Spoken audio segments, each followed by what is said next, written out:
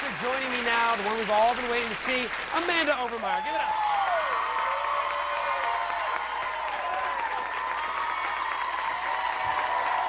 Awesome. Good to have you out. Grab a seat. Grab a seat and talk to me. You got to be a little bit disappointed about tonight. Yeah, a little bit? Not really. I mean, I can't. There's not. I suppose there's like some element of disappointment just because in any human nature there's an element of competitive Sure. nature in there. But I'm just proud to say that I'm made it to 11 out of all those thousands of Hundreds people. of thousands, yeah. Well, You said something interesting when I came up and saw you on stage. You said, I'm not really American Idol material, which I thought was interesting. Is that how you think of yourself? What do you mean by that? Well, I mean, just to kind of continue on what I was saying, I mean, especially for a person who is as different as me and coming from, a classic Southern rock sound that I have, I mean, you don't see that on American Idol. That's not, the audience that American Idol, really directs it to. So I just feel privileged that America kept me on this long. I mean, it feels good knowing that there are people out there that still, like to listen to rock music and want to see it on TV. Yeah. And I thought you were great. I mean, I thought the performances that you gave out there, what you said last night to Simon, which sometimes you think, well, maybe a little risky to sort of tell it to Simon like you think it, but I thought what you said was great, which is I want to show people what they're going to see if they come to my concert. Are you glad that that's what you showed in each performance? Oh, absolutely. I mean, the main objective for me coming out here and doing this was, to get my face on TV, get my sound on TV, and see how, America would run with it.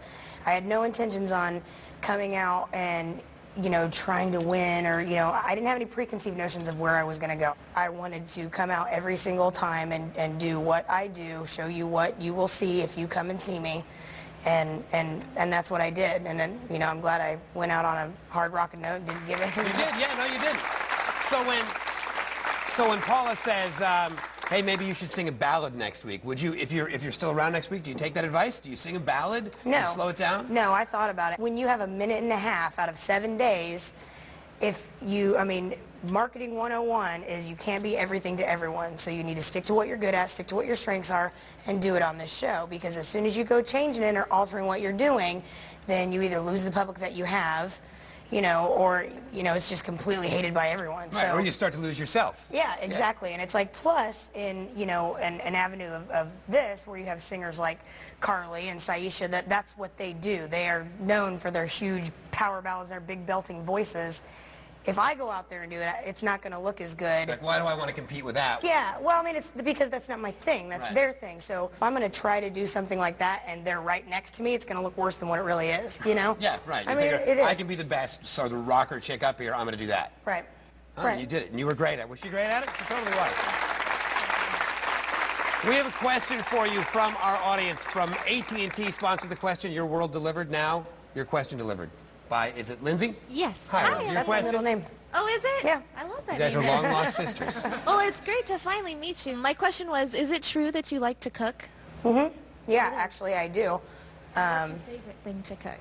I don't If really I was going to come over to your house, what would I be eating? I don't really have a favorite thing to cook. I'd say I like grilling out, so whatever Barbecue. I have at home to throw on there, loaf of bread, throw it on there, whatever. I can picture that. I can picture going to the Overmyer house and having ribs on the barbecue and beers. Yep, and absolutely. Then, you can't forget that. And then being terrified when the Harleys came out of the garage. I can't do it. I can't. Have you gotten close to anybody on the show in particular? You seem a little, and I mean this in a good way, you seem a little standoffish, like you're going to do your own thing. I was reading sort of about you, and one of your quotes was, I wish I opened up to people more quickly. Mm-hmm. Did you feel like you were able to open up to the other contestants on the show? Yeah, I mean, not to the extent of, people at home that I've been with for years or family like that, but I was able to, kind of relax them, because when you're with a group of people like this for that long, there's an element of camaraderie there where it's like, these are the only set group of people that know what you're going through and,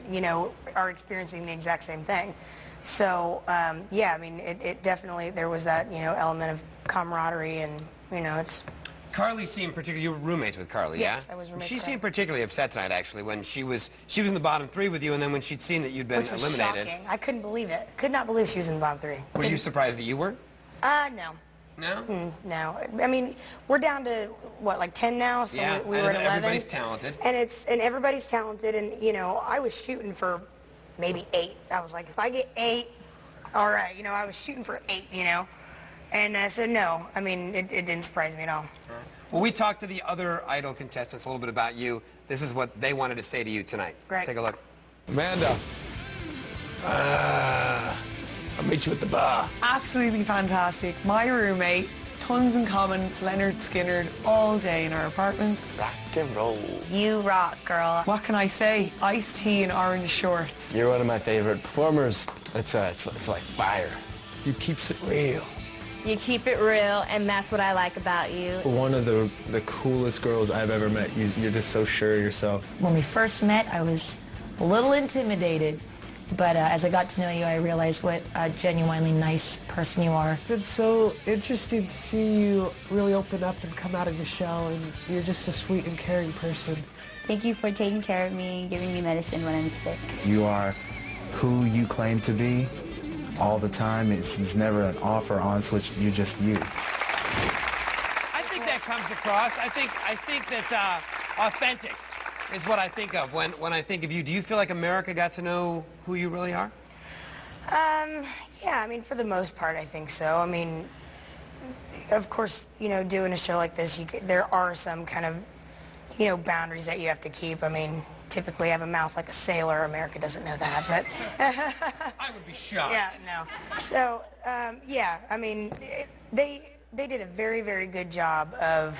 I mean, they really didn't have any other footage otherwise, but they did good of embracing me and showing it, you know, to the public. So yeah, I think they did great, like with all the clips and everything. Yeah. Well, and like I said, I think who you are definitely came across. We're going to talk more with Amanda. Stay tuned. We're going to hear a lot more about her time right here on American Idol Extra.